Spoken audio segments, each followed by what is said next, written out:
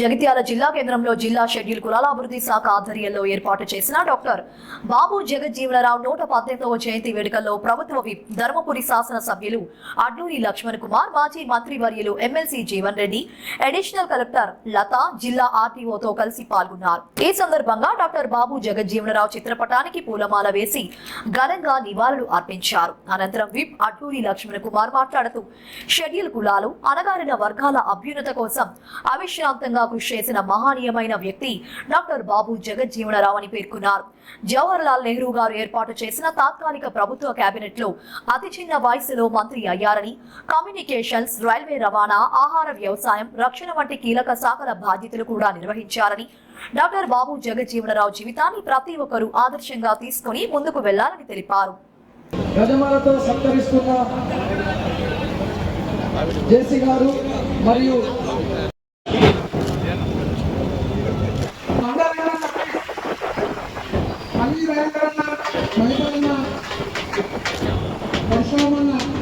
అందరూ తొందరగా బ్యాచ్ మీదకి రావాలని కోరుతున్నాము.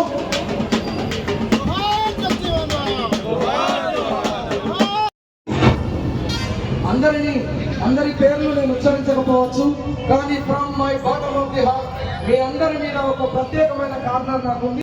మంత్రిగా పనిచేసినటువంటి మహోన్నతమైన నాయకుడు వారు, అంటే దేశం కోసం ప్రాణాలు పనంగా పెట్టినటువంటి జాతీయ కాంగ్రెస్ పార్టీకి ఉన్నప్పుడు ప్రధానమంత్రిగా పండిత్ జవహర్లాల్ యొక్క క్యాబినెట్లో మరి పనిచేసినటువంటి మహోన్నతమైన నాయకుడు బాబు జగజ్జీవనరావు గారు.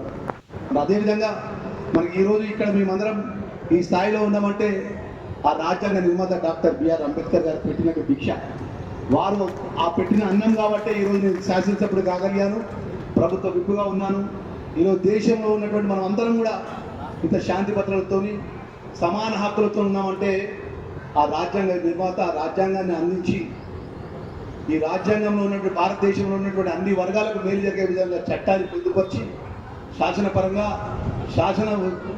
చేసినట్టు మహోన్నతమైన నాయకుడు రాజ్యాంగ నిర్మాత డాక్టర్ బిఆర్ అంబేద్కర్ గారు. మరి రేపు 14వ తారీఖు వారి కార్యక్రమం వస్తున్నది. మరి అదేవిధంగా ఇంకో మహోన్నతమైన జ్యోతిరావు పూలే. మరి ఇంత గొప్ప మహనీయులు పుట్టినటువంటి ఈ యొక్క ఏప్రిల్ మాసం, మరి ఈ ఏప్రిల్ మాసం భాగంగా రాష్ట్ర ముఖ్యమంత్రి వర్యులు నూతనంగా ఏర్పడిన ప్రభుత్వంలో కూడా గౌరవ ముఖ్యమంత్రి వర్యులు పెద్ద రేవంత్ రెడ్డి గారు ముఖ్యంగా ఈ సభ ద్వారా వారి మనస్ఫూర్తిగా మేము అభినందన తెలియజేస్తాం. ఎందుకంటే ఈ రాష్ట్రంలో దేశంలో ఈ రాష్ట్రంలో ఉమ్మడి ఆంధ్ర రాష్ట్రంలో కానీ తెలంగాణ రాష్ట్రం ఏర్పడ్డంలో కూడా ఒక ఉస్మానియా యూనివర్సిటీకి ఒక వైస్ ఛాన్సలర్గా ఒక దళిత బిడ్డ కుమార్ నియమించిందంటే అది ముఖ్యమంత్రి రేవంత్ రెడ్డి గారు అని చెప్తున్నా. అదేవిధంగా నిన్ననే మా ఎస్సీ కమిషన్ చైర్మన్ వచ్చినారు వెంకటయ్య గారు.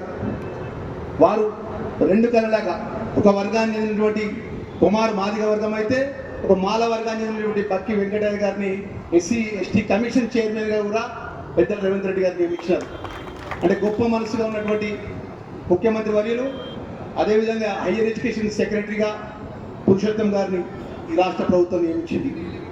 అదేవిధంగా ఉస్మానియా ఆర్ట్స్ కాలేజ్ సంబంధించిన ప్రిన్సిపల్గా కాసిం గారిని నియమించింది. మరి ఈ విధంగా చెప్పాలంటే ఈ రాష్ట్రంలో సమన్యాయం జరిగే విధంగా మీ అందరికీ తెలుసు, మనమందరం రాజకీయ పరంగా శాసనసభలో ఈ రాజ్యాంగ నిర్మాత అంబేద్కర్ ఇచ్చిన పరంగా ఉన్నప్పటికీ ఏదైతే నిర్ణయం చేసిన విషయంలో కూడా ఒక ముఖ్యమంత్రి హోదాలో ఉండి మనం అందరం సమన్యాయం జరగాలనే విషయంలో కూడా ఈరోజు ఈ రాష్ట్రంలో చదువుకుంటున్న మన పిల్లలు ఏదైతే గురుకుల పాఠశాలలో చదువుకుంటున్నటువంటి మన ఎస్టీ కానీ బీసీ కానీ మైనార్టీలకు సంబంధించిన డైట్ ఛార్జీలు అందరూ తెలుసు. ఎన్నడూ కూడా ఏ ప్రభుత్వం కూడా ఆలోచన చేయాలి. ఇలా హాస్టల్లో కూడా మనం వెళ్తున్నట్టు పిల్లలకు మెస్ ఛార్జీలు పెంచడం జరిగింది.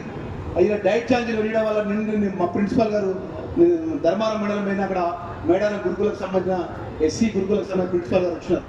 భోజనం చేస్తుంటే ఒక ఫంక్షన్లో భోజనం చేస్తుంటే సార్ నిజంగా డైట్ ఛార్జ్ పెంచడానికి పిల్లలందరూ కూడా హాలిడే చేస్తుంటే వచ్చినా కూడా మీ ఇంట్లోనే ఉంటే ఇక్కడ హాస్టల్లో ఉంటాం చదువుకుంటామని మంచి టిఫిన్, మంచి భోజనము, మంచి డిన్నర్, ఒక మెనూ అంటే ఒక టైం టేబుల్ మెనూ ఇస్తున్నారు. ఎక్కడ కూడా ప్రభుత్వము మన పిల్లలకు మంచి చదువుని ఇవ్వాలి, మంచి ఎన్విరాన్మెంటల్ ఇవ్వాలి, మంచి భోజన వసతి ఇవ్వాలని చెప్పేసి ఆలోచన పరంగా ఇవాళ ముందుకు పోతున్నది ప్రభుత్వం లోపల.